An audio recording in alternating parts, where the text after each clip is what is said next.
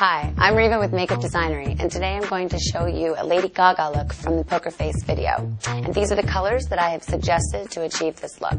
To achieve this look, I'm going to first apply foundation to her face. I'm going to use the WB2 Cream Foundation. This is her color.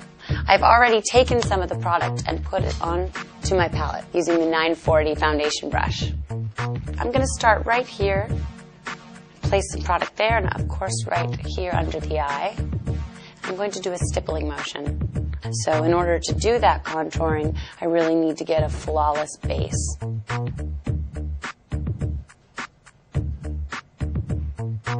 going to have her turn her head a little bit.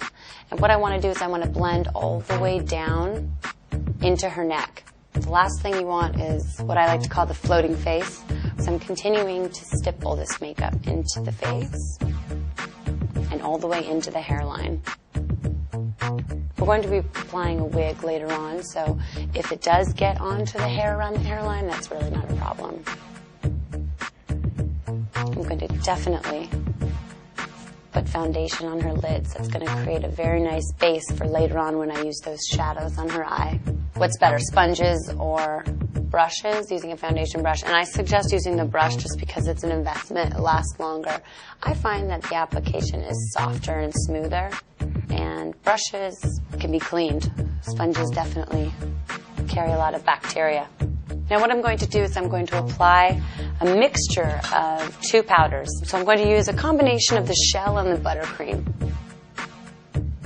And I'm going to lightly dust all over the face. This is just going to set the makeup and make it look very soft, flawless, smooth. That's exactly what we're looking for. The talc and this powder is going to absorb the moisture of the foundation. Chin up a bit, so I'm going to powder her neck as well. Now I'm going to use my Poker Face palette.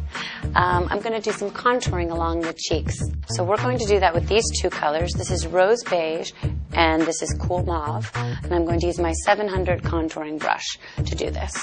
I'm going to start right here on the cheekbone where the ear is. And I'm going to pull the product toward the lip line. I want to use a little bit and build back and forth. So I'm going to take my Cool Mauve, which is a little bit more of a pink tone.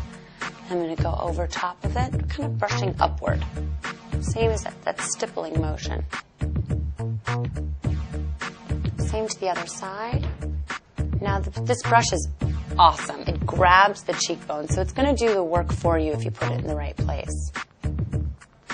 I'm now going to use my 710 brush. This is a blush brush. I use it for blending, and I really like to go in and blend without any product, with a back and forward motion. When I get to the ear, I prefer to go in circles. Same with the other side. I'm going to go back to using the 700, put a little bit of the Cool Mauve on it, and go right back over top of what I had just blended. Going back to the 710 brush, which is my blending brush, I'm going to just blend that color in with no product on it.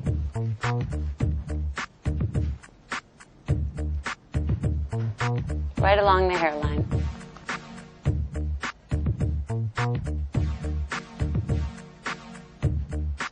Also, I'm going to have her chin up, and I'm going to do the same thing with both products. Go ahead and just lightly dust where her jawline is. Now, she's very pale, so what I want to do is I really want to bring that color down into her neck. So the first color in the palette that I'm going to use for the eyes is Apricot. I'm going to use the 340 brush, and I'm basically going to just base coat the eye.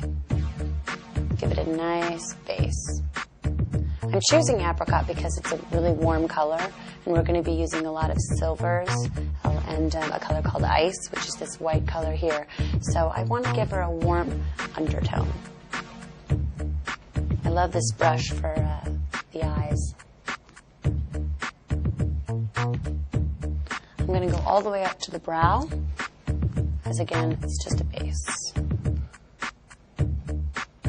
I'm going to take a bit of tinsel with our 350 brush, and I'm going to apply it in the crease. This is just going to give me a gauge of where the color is going to go. So I'm using this color because it's kind of medium in tone. I don't want it too dark. I don't want it too light because I'm just trying to create the outline of her eye.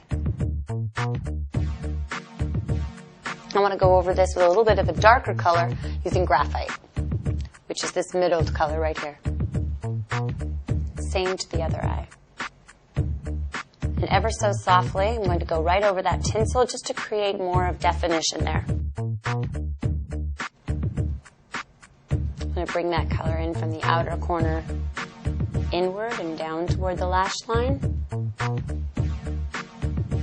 Just like that. So I'm going to use a little bit of the Makeup Designery primer. I'm going to squeeze a little teeny bit out onto my palette there. And I'm going to use the same brush with no product on it, the 350. And I'm going to take a little bit of that primer and I'm just going to set it over top of the lid. What that's going to do is it's going to hold the product that I put on top of it. Go ahead and close. I'm just going to stipple it on very lightly. Very careful not to move the product that's underneath it. You don't want it to look muddy all the way to the outer corner. Now I find that this dries quite easily, quite fast. So I want to apply my product on top of it right away, which is the ice. This is the 800 blending brush here. And what I'm going to do is I'm going to place the ice right on top of it. So again, with that stipple motion while blending downward. I'm not going to go necessarily right over the graphite and the tinsel. I'm just going to use it as a guide. Once most of the product is where it's supposed to be, I'm going to then go right back and forth in the crease just to create a blended, soft, diffused crease. Using the crease shadow that's already there as a guide.